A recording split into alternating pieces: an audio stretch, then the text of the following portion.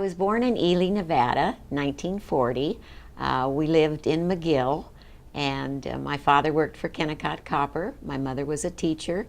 She had graduated from the University of Nevada. We moved from Ely when I was about 3 years old, and we moved to Reno. Went to junior high school here, and then went to Reno High School. Then on, as many of us did then, we went right on to the University of Nevada. And I was a teacher. What else were you in those days? You were a nurse or a teacher, so I followed in my mother's footsteps. Well, at Sierra Pacific, we started the Nevada Women's Fund, which was significant. And I always credit Sierra Pacific and corporations who allow their employees to do these other projects. And Sierra Pacific, or now Nevada Power, deserves all sorts of credit for allowing me, and there were a few other people who were involved in the Women's Fund, because that's when we really got it started. And they allowed us time, and they also supported the Women's Fund financially. Moving on to Harrah's, they were supporters of the Women's Fund, but that's where my boss was very interested in education, and we started the first Adopt a School program in Reno. And I met with, I worked with the Chamber of Commerce and met with the superintendent of schools, and it was just being introduced, and some people were a little concerned, you know, about gaming or about corporations getting into education.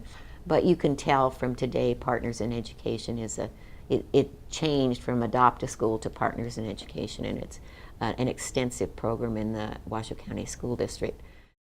Healthcare had been an interest, so then I moved from Harrah's to Washoe Health System as a vice president, and I wanted to be a vice president. Hometown Health was part of it. They had an assisted living. South Meadows was an assisted living facility at that time, and still is. They had clinics. They had the Washoe Pregnancy Center, and that was a big attraction for me. And as I learned more about the Pregnancy Center, that they made sure that low-income women received prenatal care, because there's a huge factor in if you're receiving prenatal care, chances are your baby will be born healthy. And studies were done and discovered that many, many women in the area did not have access to an obstetrician for prenatal care.